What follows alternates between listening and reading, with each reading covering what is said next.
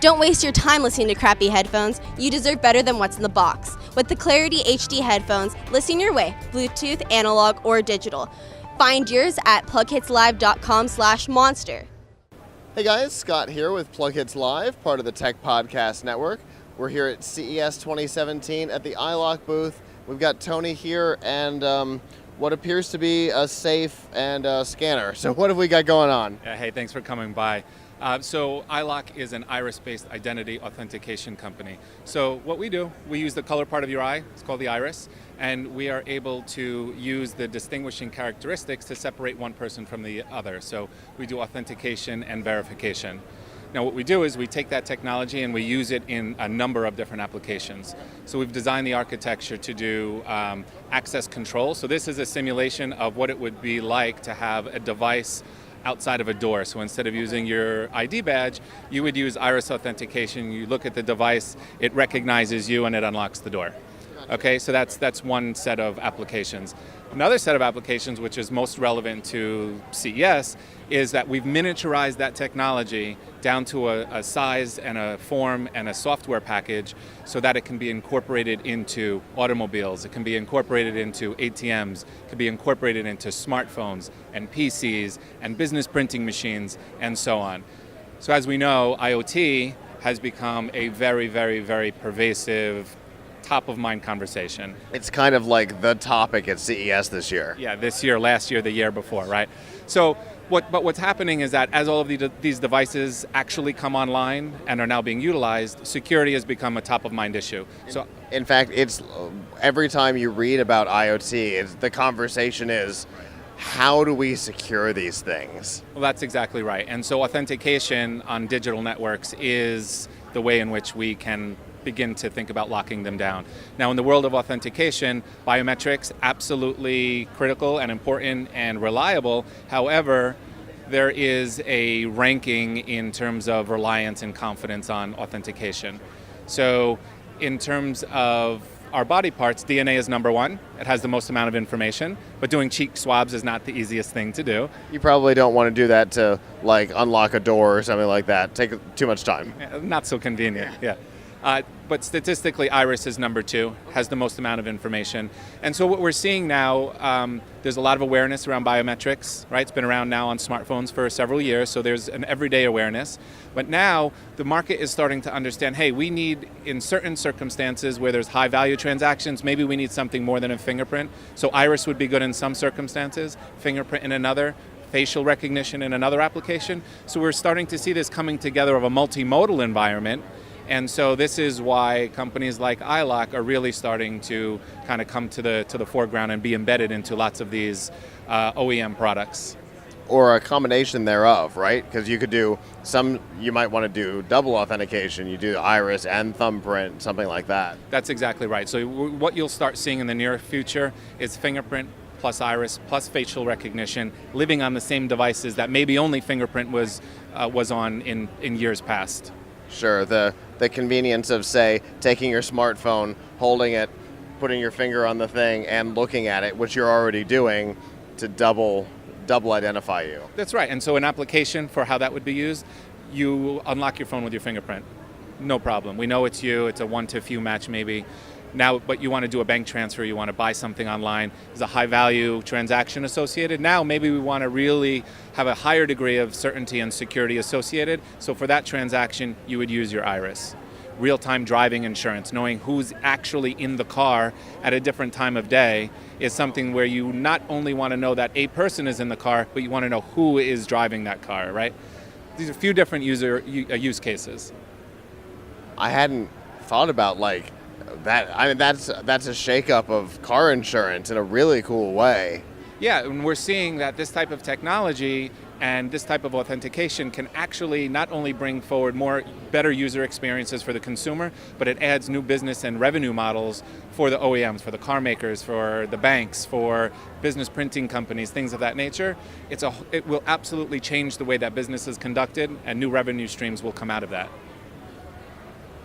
That's fascinating. Now, what kinds of places have we seen, or is it too new? Have we seen the new smaller versions implemented in so far?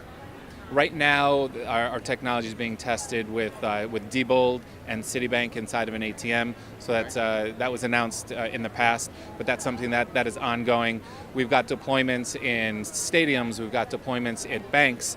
On the miniaturized form factor, these are now being incorporated into the supply chain, so we've not made any public announcements just yet, but you'll expect to see a lot more announcements like the Diebold Citibank testing. Very cool. And here in the booth, you've got, so we're talking about the small ones.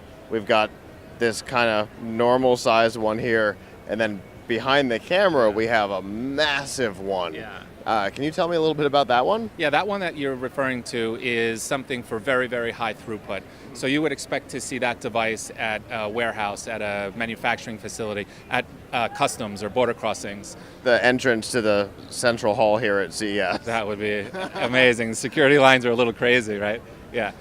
So that processes like 50 to 55 people per minute. Okay. So it takes away the need to either do like hand geometry when factory workers go to work, or at customs. I mean, I have global entry, so the fingerprint thing is pretty good, but I would prefer not to touch things, when hundreds of other people have done that. Plus, iris is really fast, much faster than fingerprint, much more reliable. So we'll start to see digital records being associated to iris because the templates are small and fast, etc. So those are the applications where you would see that device. I was watching a demo of it a couple of minutes ago, and I was really impressed with how quickly it's like, oh yeah, I know who you are, go ahead. Yeah, the recognition to authentication speed is less than 1 second on that device. So what we like to say is that device can do 50 to 55 people per minute, but it's really a function of how comfortable people want to be to each other and then walk through that device, right? So, I mean, there are human factor issues involved with that as well, but it's very fast, you're right, yeah. So you guys are like all the way through the process, no matter where you want iris scanning, whether it be a phone, a door, or a CES, you guys take care of it all. It's a good point. So we're a 10-year-old startup, essentially, right? So we have been architecting and designing the science behind the technology to be prepared for the mass market adoption. So we've really been focused on these IoT or connected concepts for years and years. And now, as a nascent market begins to wake up and mature, EyeLock is in a very good position to be able to benefit as one of the leaders in the space as that growth continues into the market. For sure. Well, it's a technology that I am fascinated by because I've loved, biometric stuff in general, and this is obviously, like you said, more convenient because you don't have to touch something, even if it's your own thing. If you can avoid touching things, it's always better. I agree 100%. Touchless. So think about healthcare too. It's another really important. Hospitals, patient registration, surgical suites, etc. That's really great. Cool. I can't wait to start seeing this show up in devices, phones, and tablets because I'm a big proponent of Windows Hello, and I think that technology needs to be showing up in more places that aren't just like the HP fingerprint scanner.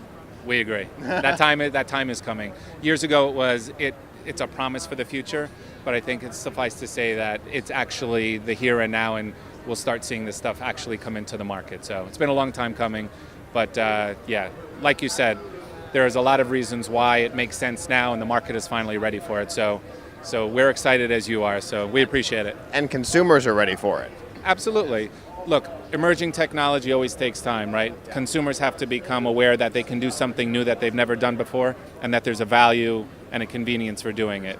And so it's been a few years. There's been some really great big companies like Apple that have really done a great job at compressing the education and the awareness cycle.